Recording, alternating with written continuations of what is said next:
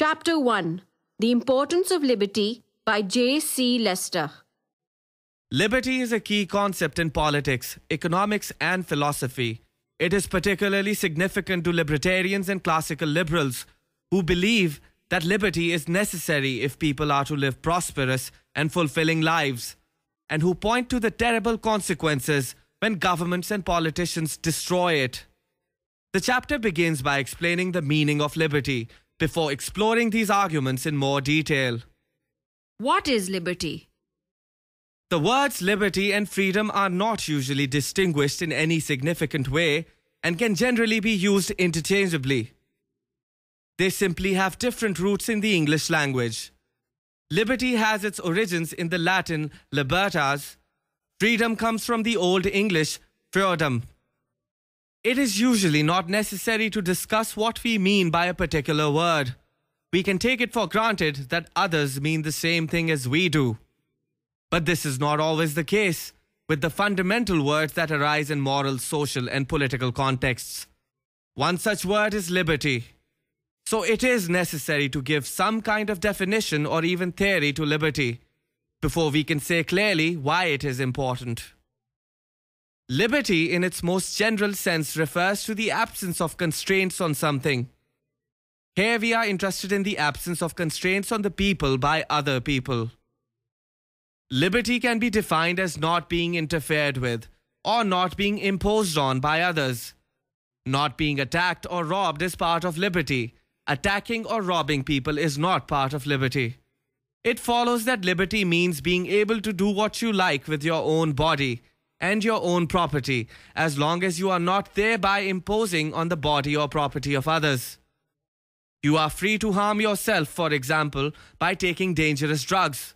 But if you harm someone else or damage their property without their consent, you are violating their liberty. This sense of liberty is what libertarians or classical liberals mean when they advocate liberty. It is also the dominant idea of liberty within Western history, and it applies to any society that is described as generally liberal. Such liberty is not only desired by everyone, but is generally also thought desirable for everyone, at least to a large degree. It allows everyone in a society to have complete freedom at the same time, and it enables violations of liberty to be clearly identified. An aggressor, such as a thief or murderer, is not exercising his or her freedom. Indeed, those who resist an aggressor are protecting their own liberty, not limiting the liberty of others.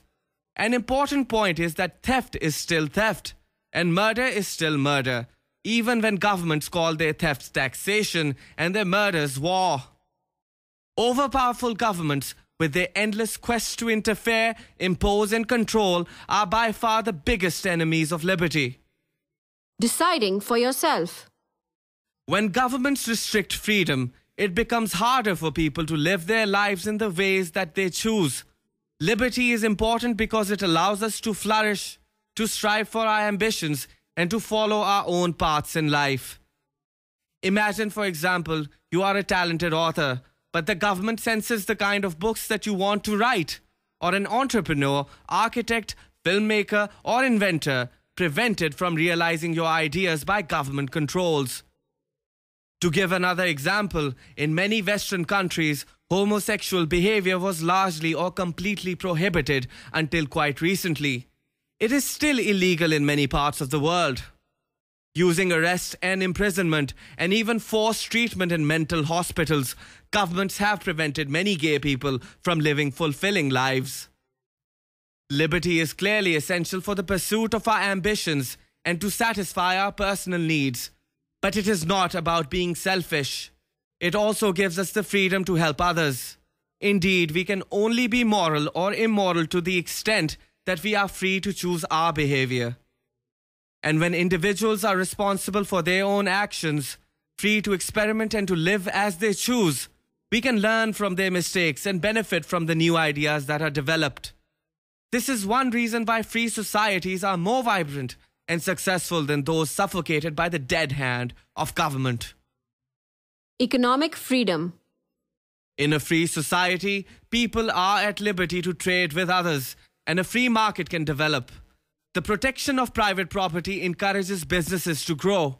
They make profits by serving the wants of others. And because these profits are kept by the business rather than being confiscated by the authorities, they can be invested, creating even more wealth in the future. Freedom also allows entrepreneurs to try out different ideas and to adapt to changing conditions. Better technology can be developed which enables goods and services to be provided more cheaply. And new inventions can be introduced that transform lives for the better. For example, cures for terrible diseases. The free market ensures that resources are guided into their most productive uses. As a result, it leads to large increases in living standards. Liberty is therefore essential for the reduction of poverty. But governments often act to restrict free markets for political reasons. For example, politicians may impose high taxes. Such intervention is generally destructive of both wealth and liberty. It destroys wealth by making it much harder for businesses to thrive and reduces liberty by aggressively interfering with people and their property. But isn't some degree of government intervention in markets necessary? Here there is disagreement among libertarians and classical liberals. Some argue that very low taxes are needed to fund a minimal state, a small government which protects liberty by providing services such as defense and a court system. In contrast, others believe that even these services can be better provided voluntarily through markets and charity without the need for taxes. Both viewpoints agree, however, that the levels of government intervention we see today cannot be defended in terms of the protection of liberty. High taxes and strict regulations are economically damaging and violate individuals' freedom. Equality and social justice. Despite its benefits, governments often restrict freedom in an attempt to achieve social justice. They try to impose some degree of equality or to prohibit discrimination with respect to a person's race, sex, disability, etc. They may confiscate money from some people to give to others, such as the poor, or force businesses to employ members of certain groups. But if social justice means not having damaging or unnecessary social differences in society, then only liberty approaches giving us this. Indeed, the operation of the free market helps to remove such differences. Over time, competition causes differences in income and profit to be reduced. Any remaining differences are necessary to reward people for working harder or developing valuable skills. Businesses that discriminate against employees or customers without good reason are likely to be outcompeted by the businesses that do not. Free markets are therefore highly effective at addressing discrimination and inequality. In contrast, government efforts to achieve social justice may be counterproductive as well as economically damaging. For example, if regulations make it harder for businesses to fire women, then they may hire fewer women in the first place, actually increasing inequality between the sexes. Similarly, giving generous payments to the unemployed can deter them from finding a job, actually increasing poverty. Alternative views of liberty. This kind of government intervention is often encouraged by different views of liberty from the one outlined above. For example, liberty may be seen as a zero-sum game. In other words, one person's loss of liberty is always another person's gain in liberty. If someone takes my car without my permission, for example, then I lose the liberty to use that car, and the taker gains the liberty to use that car. This view means that we have to balance the liberty of a thief or other aggressor against that of his victims. Such liberty cannot be maximized for all. It can only be competed over and shared in some way. This creates problems. In particular, other principles, not liberty itself, are needed to decide what forms of liberty should be given priority and for which groups. One common mistake is to see liberty as democracy and the right to vote. But a majority may vote for politicians that destroy freedom, for example, by stealing the property of a minority group or launching an aggressive war. Do we consent to such violations of liberty by living in a country and participating in democracy? No. If we try to minimize any damage that our rulers do by voting for the least bad candidate, then that is not consenting to the harm that government causes. We do not consent to crime just because we live in an area where crime is known to exist. Liberty can also be confused with equality of income and wealth. Socialists might say that poor people lack freedom because they do not have the resources to do what they want. This misunderstanding of liberty is very dangerous. It allows stealing from one group of people in order to transfer resources to another group of people, an act of aggression that violates the principles of self-ownership and private property.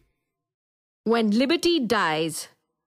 If governments try to impose such equality, then genuine liberty is destroyed.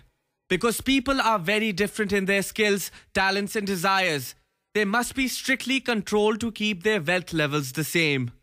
Politicians have often tried to create such equal societies with disastrous consequences. In communist Russia, for example, people were banned from running businesses and the economy collapsed. Anyone who objected to the wholesale theft of private property risked being imprisoned, tortured or murdered by the government. Eventually, tens of millions of people were killed by their own government and millions more sent to prison camps. Such atrocities are commonplace when liberty is sacrificed for political power, when politicians' goals override the freedom of individuals. One of the best-known examples is Nazi Germany during World War II. Hitler's National Socialist government launched an aggressive war, murdered Jews, gypsies and homosexuals, and forced young men to fight and die in the armed forces. It is perhaps only when liberty dies that we really grasp its importance. Without liberty, we are not free human beings pursuing our own goals and choosing our own lifestyles. We are little more than slaves of the state.